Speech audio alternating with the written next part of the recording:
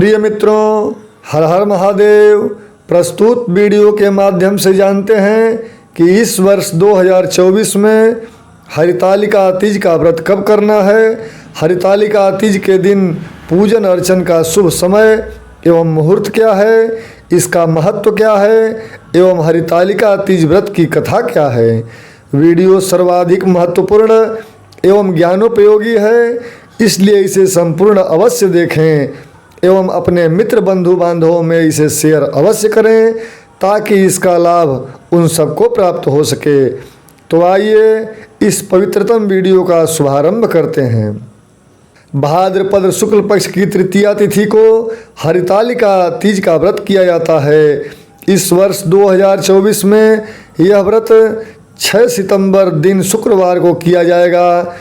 सुख सौभाग्य की प्राप्ति एवं अपने पति की लंबी आयु की कामना के लिए महिलाएं इस व्रत को बड़े श्रद्धा एवं विश्वास के साथ करती हैं। इस दिन सुहागिन महिलाएं अपने पति की लंबी आयु के साथ अच्छे स्वास्थ्य के लिए एवं कुंवारी कन्याएं मनचाहा जीवन साथी पाने के लिए इस व्रत को रखती हैं। इस दिन माता पार्वती एवं शिव जी की विधिवत पूजा अर्चना की जाती है। इस दिन महिलाएं निर्जला व्रत रखती हैं, पूरे दिन शिव पार्वती का ध्यान करती हैं एवं प्रदोष काल में शिव जी एवं पार्वती जी का पूजन करती हैं।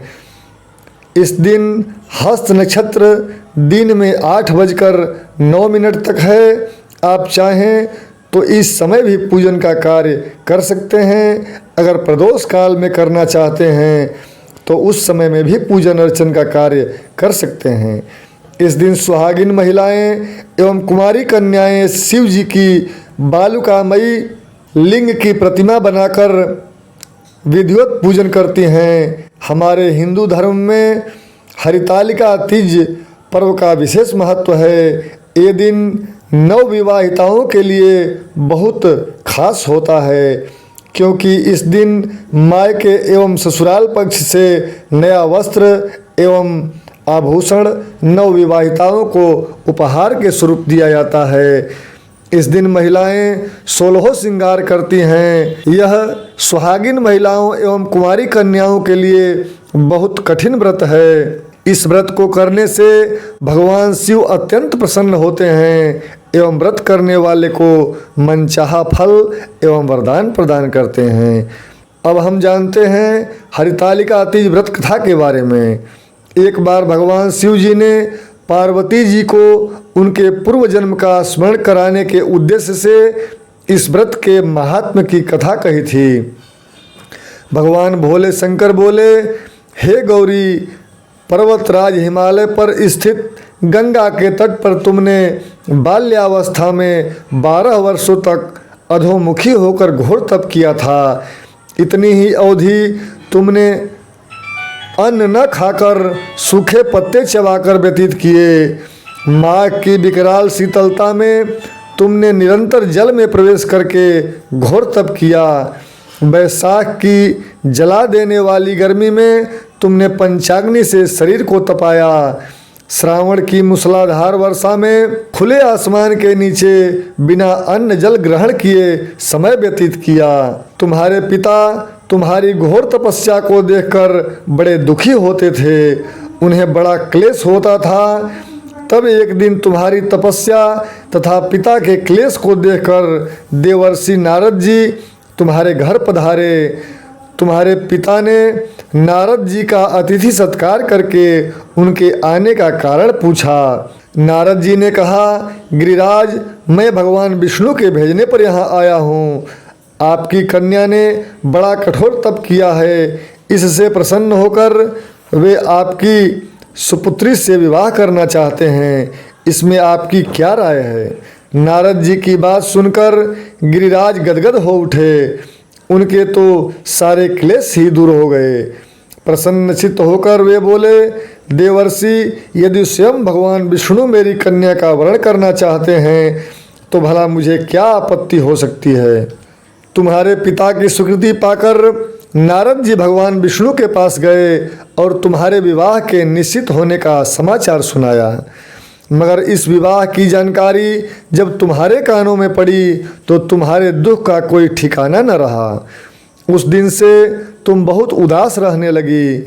इस उदासी का कारण जब तुम्हारी सखियों ने पूछा तब तुमने बताया कि मैंने सच्चे हृदय से भगवान भोलेनाथ का वर्ण किया है, किंतु मेरे पिता ने मेरा विवाह भगवान विष्णु से निश्चित कर दिया है। मैं बहुत धर्म संकट में हूँ। मेरे पास अपने प्राण त्यागने के अलावा कोई रास्ता नहीं है। तुम्हारी सखी बड़ी समझदार एवं सूझबूझ वाली थी। उसने कहा, सखी, इसमें प्राण त्यागने का कोई मतलब नहीं है। संकट के मौके पर धैर्य से काम लेना चाहिए। नारी के जीवन सार्थकता इसी में है कि पति के रूप में हृदय से जिसे एक बार स्वीकार कर लिया, जीवन पर्यंत उसी से निर्वाह करे। सच्ची निष्ठा एवं एक निष्ठा के समक्ष तो ईश्वर को भी समर्पण करना पड़ता है। मैं तुम्हें घनघोर जंगल में ले चलती हूँ, जहाँ तुम्हारे पिता तुम्हें खोज न सकें। वहाँ तुम साधना में लीन हो जाना। मुझे विश्वास है कि ईश्वर अवश्य ही तुम्हारी सहायता करेंगे। तुमने ऐसा ही किया। तुम्हारे पिता तुम्हारे घर न पाकर बड़े दुखी हुए। वे सोचने लगे कि तुम न जाने कहाँ चली गई। मैं भगवान विष्णु से तुम्हारा विवाह कराने का प्रण कर चुका हूँ। यदि भगवान विष्णु बारात लेकर आ गए और कन्या घर पर न हुई तो बड़ा अपमान होगा। मैं तो कहीं मुँह दिखाने के योग्य नहीं रहूँगा। यही सब सोचकर गिरिराज ने जोर शोर से तुम्हारी खोज शुरू करवा दी। इधर तुम्हारी खोज होती रही, उधर तुम अपनी सखी के साथ नदी के तट पर एक गुफा में मेरी आराधना में लीन थी। भाद्रपद शुक्ल तृतीया को हस्त नक्षत्र था। उस दिन तुमने बालुकामयी शिवलिंग का निर्माण करके व्रत किया। रात भर मेरी स्तुति की, पूजा अर्चना किया। तुम्हारी इस घोर तपस्या के प्रभाव से मेरा आसन डोलने लगा। मेरी समाधि टूट गई। मैं तुरंत तुम्हारे समक्ष जा पहुंचा और तुम्हारी तपस्या से प्रसन्न होकर तुमसे वर मांगने के लिए कहा। तब अपनी तपस्या के फलस्वरूप मुझे अपने समक्ष पाकर तुमने कहा, मैं हृदय से आपको पति के रूप में वर्ण कर चुकी हूँ। यदि आप सचमुच मेरी तपस्या से प्रसन्न होकर यहाँ पधारे हैं तो मुझे अपनी अर्धांगिनी के रूप में स्वीकार कर लीजिएगा। तब मैं तथास्तु कहकर कैलाश पर्वत पर लौट आया। प्रातः होते ही तुमने पूजा की समस्त सामग्री को नदी में प्रवाहित करके अपनी सहेली सहित व्रत का पारण किया। उसी समय अपने मित्र बंधुओं के सहित गिरिराज भी तुम्हें खोजते खोजते आ पहुँचे और तुम्हारी इस कठिन तपस्या का कारण एवं उद्देश्य पूछा। उस समय तुम्हारी दशा को देखकर गिरिराज अत्यधिक दुखी हुए एवं उनके आँखों से आंसू उमड़ पड़े। तुमने उनके आंसू पोंछते हुए विनम्र स्वर में कहा, पिताजी, मैंने अपने जीवन का अधिकांश समय कठोर तपस्या में बिताया है। मेरी इस तपस्या का केवल एक ही उद्देश्य था कि मैं महादेव को पति रूप में पाना चाहती थी। आज मैं तपस्या की कसौटी पर खरी उतर चुकी हूँ, क्योंकि आप मेरा विवाह विष्णु जी से कराने का निर्णय ले चुके थे। इसलिए मैंने अपने आराध्य की खोज में घर छोड़कर चली आई। अब मैं आपके साथ इसी शर्त पर घर जाऊंगी कि आप मेरा विवाह विष्णु जी से न करा के महादेव जी से करेंगे। गिरिराज मान गए और तुम्हें घर ले गए। कुछ समय के पश्चात शास्त्रोक्त विधि विधान पूर्वक उन्होंने हम दोनों का विवाह कर दिया। हम लोगों को विवाह सूत्र में बांध दिया। हे पार्वती, भाद्रपद शुक्ल तृतीया को तुमने मेरी आराधना करके जो व्रत किया था, उसी के फलस्वरूप मेरा तुमसे विवाह हो सका।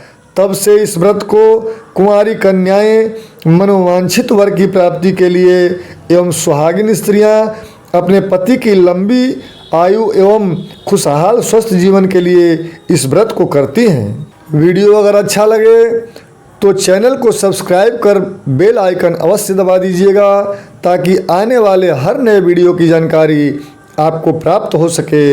इसी तरह प्रामाणिक धर्मशास्त्रोक्त व्रत कथा उद्यापन वर्ष फल ज्योतिष स्वास्थ्य पितृदोष एवं ग्रह बाधा से संबंधित जानकारी के लिए जुड़े रहें हमारे साथ। जय गजानन, जय विश्वनाथ।